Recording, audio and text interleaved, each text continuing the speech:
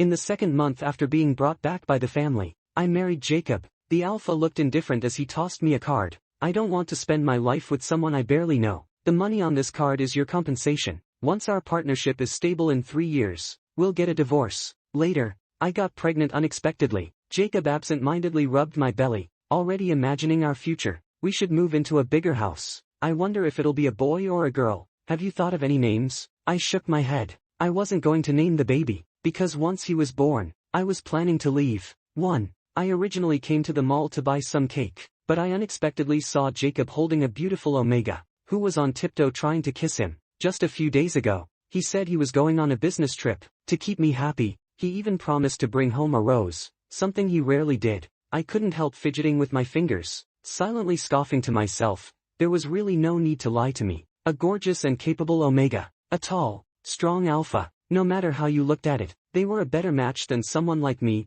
a defective illegitimate child. I knew from the day we got married, Jacob was a responsible man. If he saw me here, he would stay and take care of me and the baby, so I better not let him notice me. I clutched my bag and stood up. A sharp pain shot through my abdomen, followed by a warm liquid trickling down my leg. A little boy nearby tugged his mother's hand and asked, "Mom, why did that big brother pee his pants?" I looked down. My pants were already soaked. Jacob hadn't been home these past few days. Without the calming effect of his pheromones, I'd been feeling uncomfortable. Today was the first time I felt okay enough to come out and buy some cake. If I'd known my legs feeling sore earlier was a warning, I wouldn't have stopped to rest. Now I wasn't even getting that cake. I forced a smile, awkwardly tugging at the corner of my mouth. Having rehearsed this scenario countless times in my head, I quickly pulled out my phone. "Hello, I'm at the north entrance of Level 1, IFC Mall. I think I'm going into premature labor. Can someone come pick me up?" I used my coat as a cushion and sat down, not daring to move an inch. I didn't know if the Omega managed to kiss the Alpha, but the two of them were chatting and laughing. Jacob's expression was gentle, and for once, he looked truly alive, his face glowing with joy and ease. It was hard to look at. By the time the ambulance arrived, I was already having contractions. They were getting stronger and more unbearable, the pain tearing through me,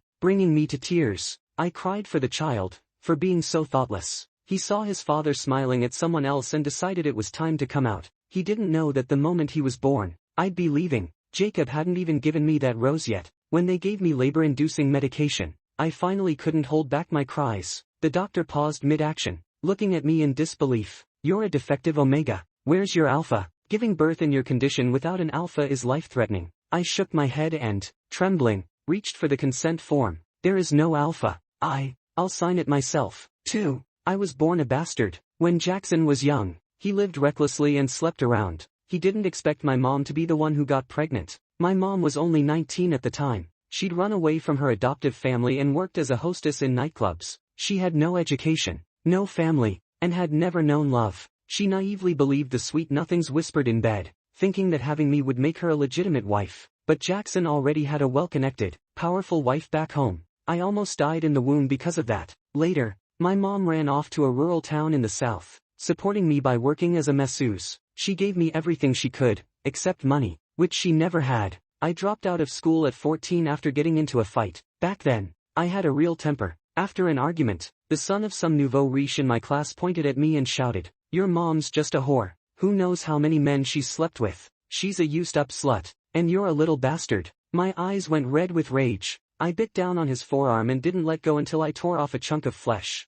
That was the day I realized, anger comes at a cost. His father brought a group of thugs to our place and smashed everything my mom had worked so hard to buy. Right in front of me, they humiliated her. 3 alphas released their pheromones, paralyzing both me and my mom. We could barely breathe. That was the first time I understood. When faced with overwhelming biological power, I was absolutely nothing. After they were done, they tossed my mom aside like a dead animal. She lay on the cold floor, patches of her flesh bitten raw and bleeding. Pale-faced, she pulled together the torn fabric over her chest, clinging to the last shred of dignity a mother could show her son. "Mason, Mama never stole or cheated. I never wrecked anyone's family. I earned that money by giving up the most precious thing a woman has. There's no shame in that. As long as you're not ashamed of me, I'm happy." I crawled over to her, sobbing, wanting to hug her but afraid I'd hurt her more. After that, my mom stopped doing massages and started selling things on the street. We got even poorer. I also swallowed all my anger, becoming quiet and obedient. Other people washed 100 dishes and got paid 20 yuan.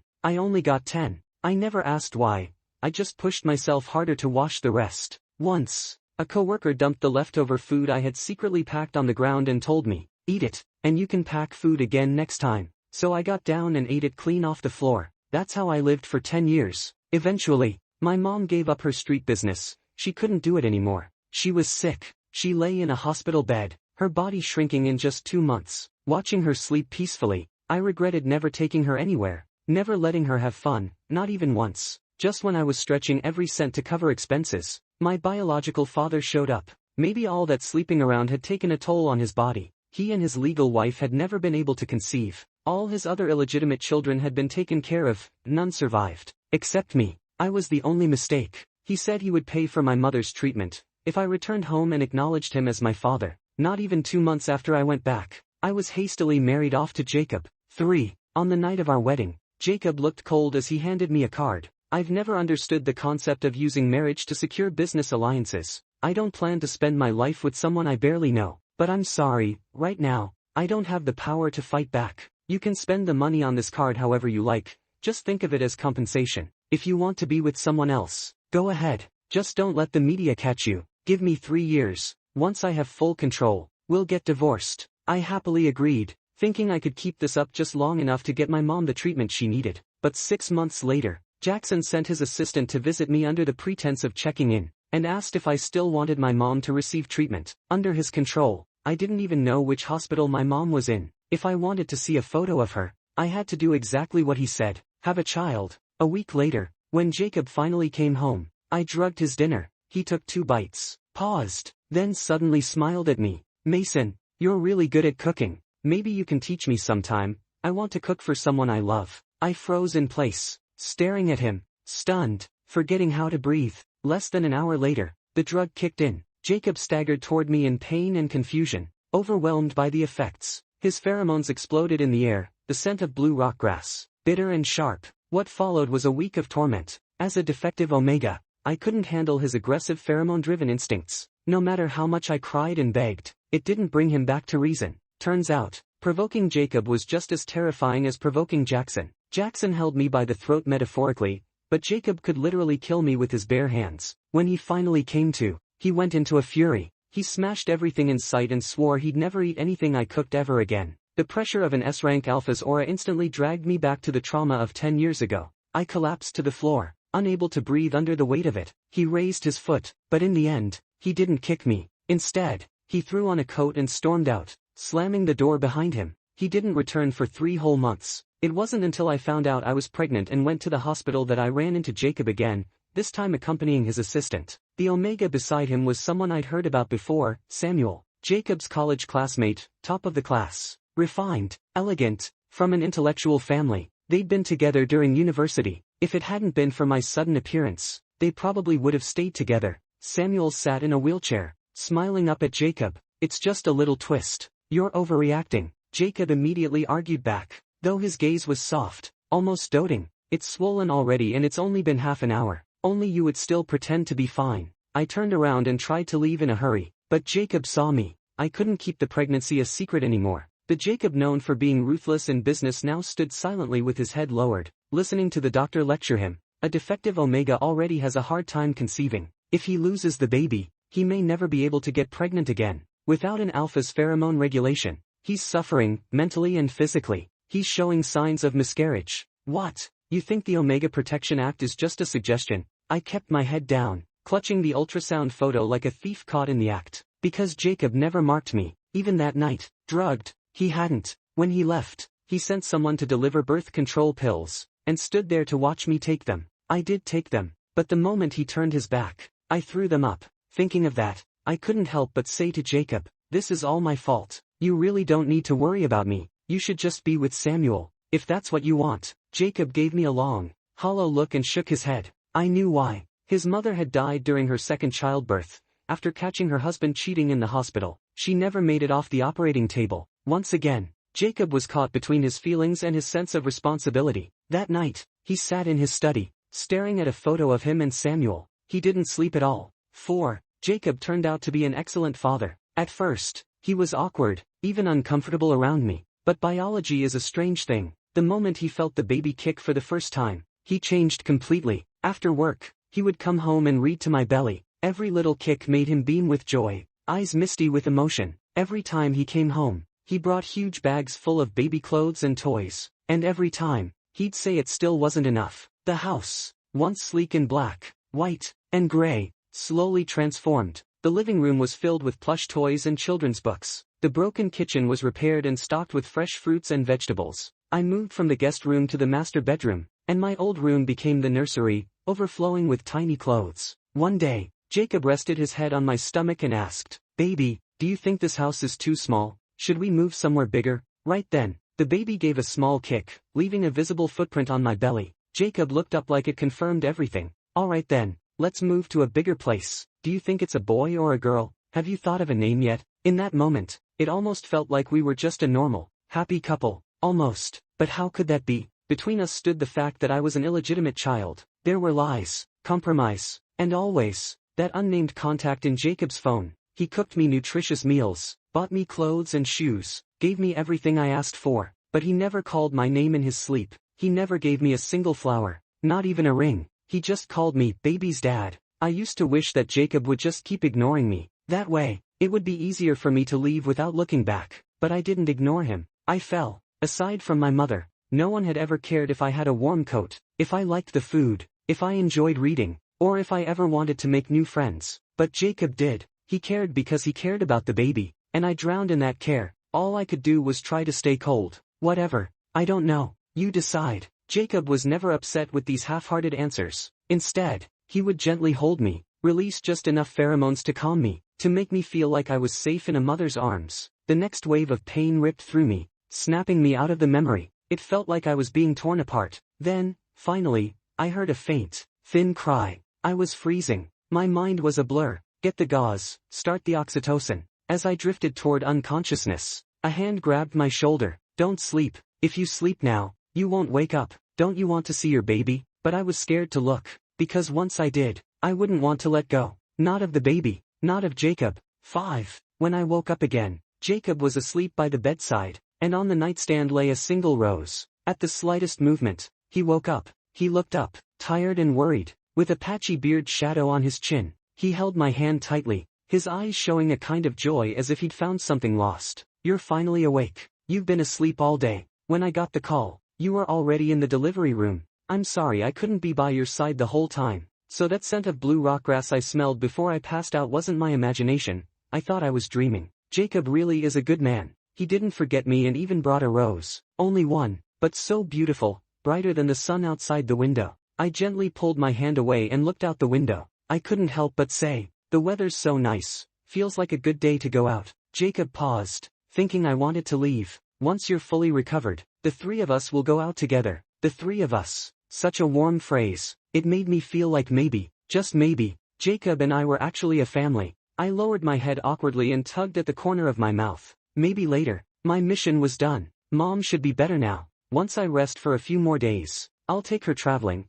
show her all the places we never got to visit or foods we never got to try. She'll be so happy, and so will I. My arrival had disrupted too many lives, the forced separation of Jacob and Samuel, and my poor mother. Jacob opened the insulated food container and poured a bowl of soup. He blew on a spoonful for a long time before bringing it to my lips. "The baby was premature and is still in the incubator. Eat more to build your strength. In a few days, I'll take you to see him." "Okay." I nodded obediently, but as soon as the soup touched my tongue, I spat it all out. Jacob ignored the stains on his clothes and looked at me anxiously. "Not to your taste. Or are you feeling unwell? I'll call the doctor." I grabbed his sleeve and hesitated, then finally said, "I want cake." "Cake?" "Yeah." That day when I went out, I just wanted to buy a cake, the simple kind in a paper cup. When I used to have birthdays, Mom could only afford those paper cupcakes. After she got sick, no one bought me cake anymore. I had planned to share longevity noodles with Jacob, but he was busy, so I ended up eating a whole cake by myself. Jacob's expression changed instantly.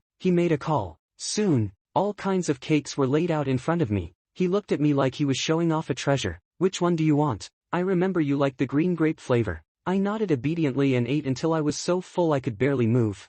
But I didn't want to stop. 6. After 5 days lying in bed, Jacob asked if I wanted to see the baby. I shook my head, making excuses about feeling weak. But I really wanted to see him, the little life that had stayed inside me for over 8 months. Was he soft and tiny? Did he suck his fingers and cry? Did he cry because his dad wouldn't hold him? Jacob sounded annoyed, his tone harsher. I can push you there. What effort does it take? This is the child you risked your life to bring into the world. Why won't you go see him? I was silent, lowering my head, unable to meet his eyes. Jacob confronted me for a long time, then sighed helplessly. Sorry, I shouldn't have lost my temper. I just feel like you're not in the right state. He tentatively asked. Mason, is there something you want, or something you want to do? Something I want to do. I want to see my dad. Jackson arrived the next afternoon. He put on a show, having someone carry 2 boxes of supplements as he sat by my bed, asking about my health. Only after Jacob took a call and left did I coldly ask, "Where's my mom?" He paused. What? My mission is done. I'm taking my mom away. Jackson laughed, a hint of mockery flashing through his always calculating eyes. Didn't anyone tell you? Your mom died. Those words hit my eardrums like a bomb. She died the day you married Jacob. I told her you'd found a good family, so she could rest easy. She left with a smile. It was a joyful death. 7. I opened my mouth, but no words came out. I understood every word, but put together, they didn't make sense. What do you mean she's dead? How could she be dead? She was fine a year ago. She showed me a video of her eating just a month ago. How could she be dead? You're lying. The doctors said her illness could be treated. It just needed a lot of money. I really couldn't afford it. That's why I agreed to go back home. The man looked at the time. I'd seen a watch just like that in Jacob's wardrobe. Expensive. Very expensive. Enough to treat my mom and still have money left over. I once thought about asking Jacob to help pay for her treatment, but we had no connection. Why would he help me? Later, by the time I realized he was a kind person, I'd already drugged his food. If I didn't say there was a chance to save her, how else could I have gotten you to cooperate? That woman should have died more than 20 years ago, but I guess I have to thank her. If it weren't for her, I'd probably have been wiped out. I shook my head and struggled to get out of bed. You're lying. Mom said she was going to live to 100, so I could take care of her. Jackson clicked his tongue impatiently. I knew you wouldn't give up. I've already brought you her ashes. One of his bodyguards pulled out a small wooden box and handed it to me. It was about as thick as a copy of Dream of the Red Chamber. Inside was my mom. Jackson patted my shoulder. Enough crying. If Jacob sees you like this, he'll think I hurt you. Jacob's interested in you. Play it right. Behave, and you'll still be part of our family. My chest ached like a nail had been driven through it. I bit down hard on Jackson's hand, just like I had bitten that rich kid years ago. Liar, liar, my mom isn't dead. He promised to cure her but didn't keep his word. I used to wash dishes for pay. I ate every scrap of leftover food I could find on the floor. No one ever questioned my packing leftovers again. Why does Jackson's word mean nothing? If I'd known this would happen, I never would have come home, even if it meant dying. I ruined the years-long relationship between Jacob and Samuel. I gave birth to an innocent, unloved child, and I didn't even get to see my mom one last time. I should have sold my blood or my body. I shouldn't have handed my mom over to Jackson. Mom could support me by working as a masseuse, but I was too selfish to do the same for her treatment. It's all my fault my mom died. Jackson and I both deserve to die. A bodyguard rushed over to pull me away, but I couldn't break free. Suddenly, a sharp, icy scent spread rapidly through the hospital room. My body felt like it was sinking, weighed down by lead. Jackson looked down at me from above. No matter how much a rabbit bites, it's nothing compared to one stab that kills. If she hadn't stubbornly demanded I give her a status, my wife wouldn't have miscarried from stress. To be honest, I never gave her any special drugs. So what? Mason, blame it on being an Omega. Even if you had a gun in your hand, you couldn't kill me. 8. My breathing grew heavy, and it felt like ants were biting all over my body. It was itchy and painful, a torment that clawed at my heart. I writhed on the floor like a piece of meat being roasted over a fierce fire, desperately trying to escape but only able to hopelessly await destruction. I don't know how long I lay there, but the scent of blue rockgrass wrapped around me again. Jacob's voice was trembling. Mason, Mason, why are you lying on the floor? What happened? I forced my eyelids open, and when I spoke, salty tears tasted on my tongue. Jacob, I think, I don't have mom anymore. He froze. What do you mean? Summoning some courage and strength, I clutched the box in my arms tightly and turned to kneel on the floor. Jacob, I beg you, please help me find mom. My mom is gone. I can't find her. Jacob pulled me into a tight embrace, answering only, okay, no matter what I said. I don't know if I fell asleep or fainted. When I woke again, darkness had fallen outside. Turning my head, I saw a small box next to the yellowed rose on the nightstand, with a photo of my mom stuck to it. Jacob seemed to be on a video call. When he noticed I was awake, He took off his headset and came close to me, the scent of blue rock grass surrounding him, his expression grave. After struggling a few times, he said, "Mason, you need to accept my condolences." I blinked blankly, really not understanding what he was saying. My mission was complete. I was going to take Mom traveling around the world. I picked up the rose on the nightstand and looked at it for a long time before I couldn't help saying, "My mom's name was Scarlet, also a flower. She was a beautiful omega. Her scent was gardenia, the most wonderful gardenia in the world. She was so skilled. She could make pepper leaf fritters taste delicious and patch up my torn school uniforms beautifully. Every noon she brought me lunch and told me to eat more and grow up fast so she could live well. Now I'm finally grown. Tomorrow, I'll take her traveling so she can show off to the neighbors how devoted her baby son is." Jacob grabbed my hand, his eyes red as he tried to hold me. "Mason, don't do this. You still have me. And you have." "No, Jacob belongs to Samuel. The baby belongs to Jacob. I only have Mom, and Mom only has me." I stubbornly pushed him away and asked a question I'd kept inside for a long time. "Jacob, is Scarlett's name very big?" He frowned, confused. "When I was a kid, I was often sick. The neighbor grandma said it was because the name Mason was too big, that I couldn't hold it down. So I got sick. So, I want to ask, is the name Scarlet very big? Otherwise, why did Mom's life have to be so bitter?" 9. I failed again. A high fever came on fiercely and tormented me for almost a week. At first, every time I opened my eyes, Jacob sat worried by my bedside. Every time I opened my eyes, he cried. He probably found me annoying. In this year, I'd caused him to lose his lover, forced him to have a child, and constantly troubled him with caring for me. I hated myself a little. I closed my eyes again and thought, maybe I should just keep sleeping, never wake up. At least in dreams, I could be reunited with Mom.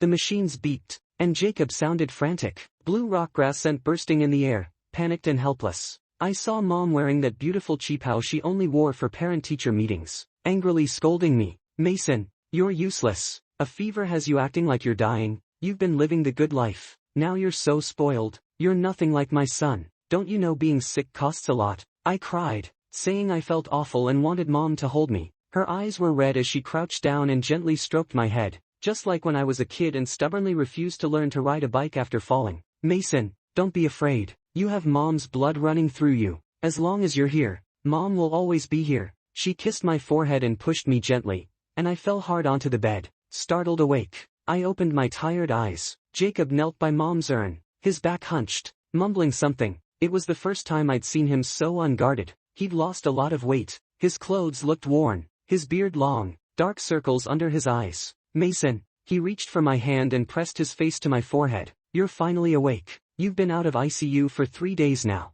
The doctors said, you didn't want to wake up." I didn't want to wake up. Mom had pushed me down. 10. Jacob took 2 months off work, saying he'd wait until me and the baby were discharged before returning. He bought an orchid while I was sick, and it was thriving. I poured Mom's ashes into the flower pot. Though I had little strength, I liked sitting by the window and staring at it. "Scarlet, drink some water. Scarlet, it's time to get some sun. Scarlet, I'm picking bugs off you." "No bugs, good flower." The wind blew, and the orchid swayed, looking just like Scarlet dancing. While I watered the plant, the door creaked open. Samuel appeared at the doorway, carrying an elegant fruit basket. "Jacob, there's a project." I sat on the bed, absent-mindedly sipping the soup Jacob served. Their voices were quiet. I couldn't hear clearly. Jacob frowned until Samuel spoke for a while. He finally nodded, but his brow remained furrowed. The gloomy weather split open with sunlight, gently shining on them. After giving his instructions, Samuel walked to the door but suddenly turned back.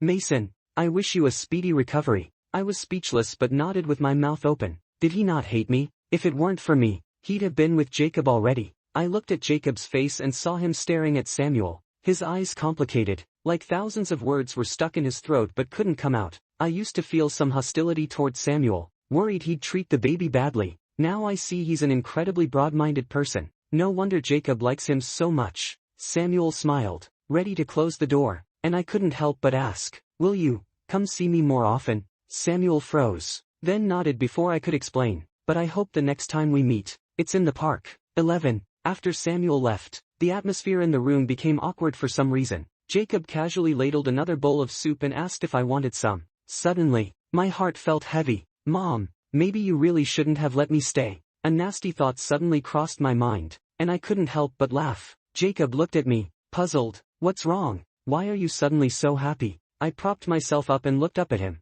Jacob was backlit, his posture wasn't as upright as before, but he still made my mind go blank easily. I said, Jacob, I love you, do you love me? He froze in place, his eyes deep and lingering. After a long moment, he said, I like you. So it was just liking. For newlywed Mason, that felt like a luxury, but now Mason thought he was loved, and greedily wanted more. If you like me, why don't you mark me? He didn't mark me when he drugged me, didn't mark me during pregnancy to soothe me, and didn't mark me when I had a fever and nearly died recently. If you like me, then mark me, Jacob. I laughed until tears came, but Jacob's expression turned complicated as he told me not to be like that. Mason, your body hasn't recovered yet. Your glands were damaged during delivery. Actually, refusal doesn't need an excuse. Refusal is refusal. But I pretended not to understand and insisted he mark me. Jacob backed me into a corner. Mason, Samuel and I don't work on the same floor anymore. We are completely over. It sounded like a thunderclap by my ear, ringing loudly in my head. I pulled down my hospital gown, exposing the glands on my neck. Then mark me. It was the first time I had the courage to look him straight in the eyes, dark and deep, full of tenderness. In those beautiful peach blossom eyes, my reflection trembled, blinked shut, then opened again. Jacob gently embraced me, the sense of blue rockgrass and green grape mingled, lingering and bittersweet. He gave me a temporary mark and hurried to the bathroom. I covered my face and slid down the wall, wiping more and more tears. Better not to have any at all. Right then, after my outburst, we went our separate ways. Instead of now, feeling wronged and helpless with just a temporary mark, and hearing him call me Daddy Little Treasure like before, which made me even sadder. 12. Samuel was reliable. He came to see me again. I was watering scarlet when he suddenly rushed over and hugged me, anxiously asking why I climbed so high. I shook my head cluelessly. Climb so high? I'm just watering the plants. I carefully held the flower pot. My mom sleeps here. No, that's not right. She just had my birthday a few days ago. No, do you think my flower is growing well? Samuel looked at me with a complicated expression for a long time, then gently hugged me. Mason, I don't know what's happening to you, but if there's anything you want to do, maybe I can help. Want to do something, and have Samuel help. After I'm gone, can you help take care of Little Treasure? Worried he wouldn't know who Little Treasure was, I hurried to explain. Little Treasure is my child. He's in the incubator now. A couple days ago he even called me Dad. No, he's not even a month old yet, but he's very sensible, doesn't eat much, and is easy to take care of. That day he even said he likes you. The more awkward Samuel's expression became, the more nonsensical I sounded. By the end, I was about to cry, scared he'd find me annoying. I just want to say, after you and Jacob get married, can you not hate Little Treasure? I'm begging you. I'm leaving soon. I won't bother you. I've never seen him. He doesn't know me. If he says the wrong thing or eats a lot, please don't scold him, okay? No one loves him yet. It's pitiful. I saved some money, and I left half of it for his food. Mason, Samuel interrupted, his beautiful face clouded with a sadness that seemed about to burst into tears. I'm not a magnanimous person. Your child with Jacob, I hate even looking at him. If you don't want me to strangle your child, then raise him yourself. My hands twisted the hem of my clothes tightly. I mustered courage to plead again, but my mom came to find me. I want to take her traveling. If you bring Little Treasure, he'll have a hard time, and my mom doesn't know him. She definitely won't enjoy it. I don't want to. Samuel's face twisted as tears streamed down in big drops. He grabbed my hand firmly and pulled me outside without another word. Jacob appeared in the doorway carrying soup. Seeing Samuel's stern expression, he looked flustered for a moment. What's wrong? Did Mason upset you? He's sick. Don't blame him. Jacob, Samuel said angrily, eyes red. Mason's illness is severe. I suspect he's hallucinating. Jacob's expression froze. No way. He's been eating and sleeping well these days. When I came in just now, he was standing on a stool and nearly fell with a slight lean. I listened to their conversation blankly, feeling something was wrong, so I took the incubator from Jacob's hands. Wow, it smells so good. I'm starving. Samuel, why don't you stay for a meal? Jacob's been cooking well lately. I cook well too. Jacob said he wants to learn to cook for you. The incubator dropped with a loud clatter, pain bursting from my heart through my whole body, making me curl up. I had forgotten. Little Treasure, still in the incubator, was born after I drugged Jacob. Jacob hated eating the food I cooked the most. Jacob rushed over, holding me tightly, mouthing words I couldn't hear. 13. The doctors had me fill out tons of forms and undergo many tests. When I returned to the ward, Jacob's face was gloomy. I nervously watched him, sitting on the bed without daring to speak. That night, I took a shower on my own and sat by the bed waiting for Jacob. Jacob, please don't be angry, okay? I won't ask you to mark me anymore.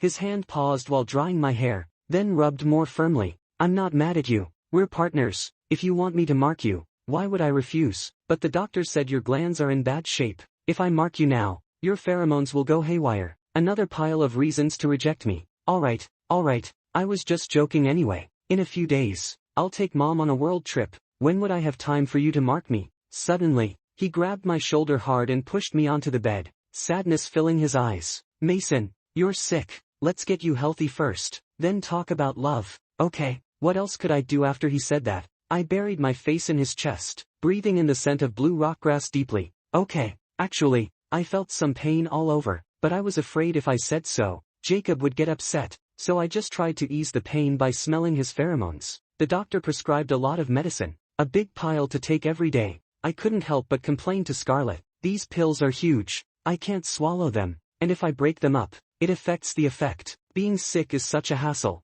Scarlett, Mom, when you were sick, could you swallow your medicine, or did you try hard but no one gave you the pills? Scarlett, you're so pitiful, she cried, and I held her, comforting her. It's okay, I just took a job recently. Now that your son has money, we'll go traveling. I'll buy you the most expensive dresses. Not tomorrow, right now, let's go. A gust of wind rushed in, Scarlett was thrown aside, and the world spun around me. I was wrapped tightly in an embrace full of blue rockgrass scent, then slammed hard onto the floor. Jacob gasped, eyes red as he looked at me. He started crying, and only then did my mind begin to clear as I nervously shrank back. I'm sorry. Is it because I asked you to mark me again? Don't be afraid, I'm an Omega. I can't beat you. Next time if you do that again, tie me up, kick me, call me shameless, call me a bitch. Jacob stopped crying, thinking it helped. I swayed and clapped my hands like singing a nursery rhyme. Mason little bitch, Scarlett big bitch, Mason is a little bitch. My hands were tightly restrained, and Jacob's kisses came down like a storm, covering my mouth. I was kissed breathless, my mind blank. After a long while, he let me go. Mason is the best person in the world. Scarlett is the best mom in the world. Maybe because of the brief lack of oxygen, I finally realized what had just happened. My heart tightened, and I looked toward the window. It was empty. Besides a few broken bars, there was no Scarlett at all. Jackson never gave me the ashes. It was all my hallucination. 14. I stared numbly at everything in front of me. Half-cleaned vomit on the floor, the yellowing, stinking rose on the nightstand, Jacob's wrinkled clothes and thick bandages on his arm. I stood up and struggled to walk out, but he hugged me tightly from behind. Mason, where are you going? I struggled harder, my lips nearly bitten to bleeding. I'm going to kill Jackson, but my strength was nothing against him. When he pulled, I was powerless. Get well first, then we'll avenge. Okay, I'll help you get revenge. Okay. My body weakened, leaning against him. I suddenly felt so powerless. I was wrong. I was so wrong. I shouldn't have believed Jackson. I should have worked hard, even if I puked blood, to cure my mom. The doctor clearly said her illness was curable. Leaning on him, my breathing gradually calmed. After a long while, I spoke with difficulty. I want to see little treasure. It was the first time in days I'd asked about him. The child who stayed less than 9 months in my belly. The child born amid schemes and hatred. Tears welled in Jacob's eyes. He took me to pediatrics. Behind thick glass, he pointed to the incubator across the room and said, "Look, that little guy is our child." My body trembled violently with excitement. Hands pressed tightly on the glass, tracing the little life's features. His eyebrows, eyes, and nose were exactly like Jacob's. Perfect. But soon I frowned again. He's so small. Yeah, he's premature, so he's a bit small. But it's okay. We'll feed him up strong. I looked at Jacob without meaning to. Jacob, do you love him? This time, Jacob answered without hesitation. Of course. I nodded and went back to focusing on the little guy. Then treat him better from now on. Don't hit him if he's naughty. Don't scold him if he eats a lot. If classmates bully him, you have to stand up for him. I babbled on and on, finally understanding how my mom must have felt when she tiredly told me those cliches every morning before school while holding my backpack. At last, Jacob's expression turned dark. I awkwardly straightened my clothes. I won't say so much anymore. Please don't be mad. After a moment, he opened his mouth and suddenly asked, "Do you want to know what little treasure's name is? You were still unconscious back then, and you wouldn't mention him later, so I took the liberty of naming him Gabriel.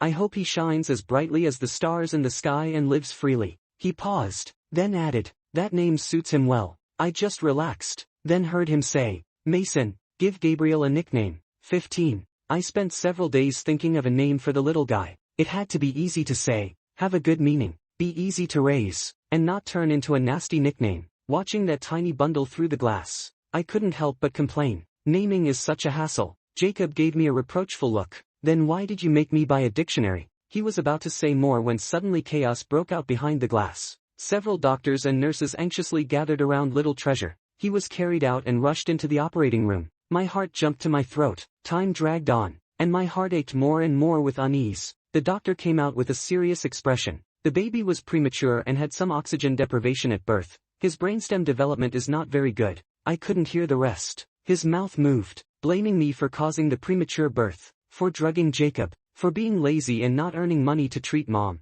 and for complaining that naming the baby was troublesome. He said Little Treasure was mad at me. Both he and Scarlett didn't want me anymore. I couldn't look him in the eye, collapsing to my knees, panicking as I apologized. I know I was wrong. I really know. I should have died 20 years ago. Jacob crouched beside me, pulling me up, shouting my name. He hugged me tightly, tears filled my eyes and spilled down in big drops. I struggled in his arms, stammering painfully until a desperate, trapped voice escaped my throat. Jacob, what do we do? It hurts so much. He searched my face, asking repeatedly, where does it hurt? I couldn't say. It felt like it hurt everywhere and nowhere all at once, like being torn apart slowly, my whole body. The pain screamed at me that the last bit of bloodline I had in this world was leaving me, escaping from inside, tearing apart my soul and body. It hurts. He couldn't stop crying. He kissed me, swallowing all his tears. Mason, I dreamed of Mom last night, she said. Mason, don't be afraid. You carry Mom's blood inside you.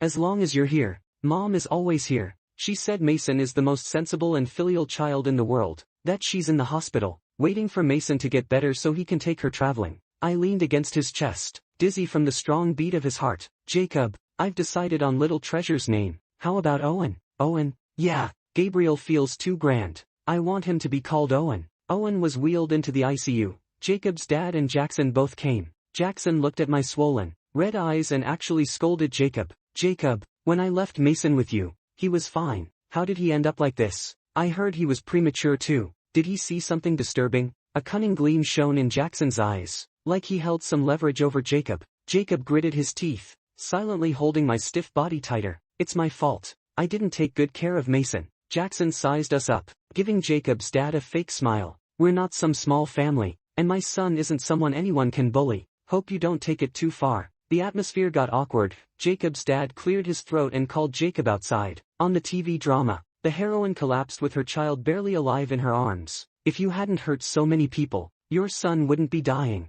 Parents' sins punish their children, that's karma. Jackson laughed and pointed at the crying woman. Doesn't she look like your mom? Greedy beyond reason, ruining generations. I was furious. My mom did nothing wrong. If you hadn't cheated on your wife, so many innocent people wouldn't be hurt. I shouted at Jackson, who frowned quickly. Bastard. The door was pushed open, and Jacob rushed in, blocking me. Your slap. Don't tell me you want to hit your newborn son. Jackson awkwardly withdrew his hand and stayed silent. It's late, I'm leaving. He walked to the door, smiling, mouthing words at me. Karma. I called after him, and under Jacob's shocked gaze, obediently asked, Dad, when I'm discharged, can I visit your company? Your employees won't stop me, right? Jackson's eyes darkened as he pretended to wish me a good rest. 16. The room fell silent. I leaned against Jacob, stubbornly finishing the episode. A tiny baby was thrown into the fire, leaving nothing behind. Jacob switched to a comedy channel, and his pheromones wrapped me tightly. The doctor said Owen will get better soon. We waited outside the ICU for 3 days. When Owen was wheeled out, he looked like a skinny little monkey, thin and wrapped in a small blanket. I trembled as I reached out, carefully touching his cheek. He woke from sleep, moved slightly, and grabbed my finger. 17. I stood at the hospital entrance, looking up at the sky. The sun was blazing, the sky clear blue, clouds soft. It's a perfect day for traveling. Jacob paused packing, gently lowering the brim of my hat. Traveling as a family of 3 is fun. No sneaking off alone. I hugged him from behind, voice muffled. Jacob, thank you. Before he could pull me into a hug, I got into the car holding Owen. 18. Jacob took too much time off. Less than 2 hours after coming home, he rushed back to the company. Before leaving, he called the housekeeper to help care for me and Owen. He kissed my forehead and then kissed Owen's little face. When I'm back, I'll cook something delicious for you too. In just over a month, Jacob looked less healthy than I did. His old suits had gotten too big, swaying with the wind. Tonight, I'll cook for you. No drugs this time. His eyes looked lonely as he gently held my hand. In a few days, we'll cook together. You just got discharged, rest well. My nose tingled. I gently pushed him away, shaking Owen's small hand. Owen, let's say goodbye to Dad. 19. Half an hour after Jacob left, I went to Jackson's company. Jacob said Aunt Zhang was completely trustworthy, so I entrusted Owen to her, left a signed divorce agreement, and went out carrying a fruit knife. Passing by an old lady, I bought all her fruit along with her basket and carried them into Jackson's office. Jackson was surprised to see me when he returned from a meeting. He glanced at the basket beside me, gave a signal to his secretary, who, flustered and disheveled, immediately took the items away. What are you doing here? I sat obediently on the sofa, staring at him. Aren't you my dad? A son visiting his father, what's the problem? Even I felt disgusted saying that. This man standing at the pinnacle of power was the source of all my misery. If he hadn't repeatedly cheated, my mother wouldn't have gotten pregnant with me, and I wouldn't have destroyed the relationship between Jacob and Samuel. Everyone carries an unhealable scar, twisted and tangled, turning into a knife pressing against my back, pushing me here. The secretary returned, face flushed, the white stains wiped away, pheromones strong. Jackson glanced at me indifferently and sat at his desk. Look, then leave. I'm busy. I stood up and walked step by step to his side. Dad, I want a divorce from Jacob. He raised an eyebrow. Oh, I thought you liked him as much as I do, always chasing the new. I shook my head, resting a hand on his shoulder, as natural as two men having a heart-to-heart. Before leaving, I checked myself in the mirror, pale and weak, looking like a skeleton, nothing threatening but ugly. Jackson, who trusted his pheromones and power absolutely, had me standing behind him like this. No, it's because I'm sick, mentally ill, he sneered. If you're sick, then rest, don't bother me here. You can't be selfish now, I have things to do. Before he finished, my knife plunged into his temple. Not long ago, Jackson said even if I had a gun, I couldn't kill him. Now, he was dead, his crotch still swollen from the impact. A huge wave of uncontrollable excitement swept over me. I trembled and laughed wildly. The secretary screamed sharply and ran out, taking advantage of the moment. I headed to the rooftop. I had planned ahead. Behind the building was a green area with many trees, so falling wouldn't hurt anyone. Mason was a useless defective Omega. To avenge my mother and myself, I could only spill my own blood on others. I climbed the railing. The rooftop wind tangled my hair. Scarlett stood outside the railing, reaching out to me. Come on, Mason, come to Mom. 20. Jacob had been at the company for barely half an hour when he got a call from the nanny. He left without saying where, just nagged me to take good care of the little master. Jacob clenched the phone, quickly checking the security footage. A slender figure moved at the door. He fixed on the flash of metal that flickered by. A massive dread surged in Jacob's heart. He dropped the files and rushed to the parking lot as fast as he could. It was the first time in his life he ran a red light. He darted into the elevator and hit the top floor button. The doors opened, and he sprinted until he saw that slender figure resolutely climb over the railing. Jacob's eyes were bloodshot, screaming with all his might. Mason, 21. Before leaving, Mason left a letter and a divorce agreement. Dear Jacob and Gabriel, forgive me for leaving without saying goodbye. I was rude to crash into your world and then leave without a word. Totally unreasonable. This past year, I was truly happy. Thank you so much, Jacob. I always wanted to say sorry for ruining you and Samuel. It's painful for me too, but please don't take out your anger on Owen. If someday you find he looks like me, don't be mad at that face. And Owen, please don't tell him about his selfish dad. I wasn't really bothered by naming him. I actually love him very much. In the nursery, there's a box with the little scarves and clothes I knitted for him. I want to say I fed him milk, carried him on the grass, watched the blue sky and clouds with him, bought him his first little backpack, clothes, shoes, and saved money every year for his New Year's gift. I love him no less than any mother or father loves their child. Now I'm going to travel with Mom, but please don't let him feel inferior or sad.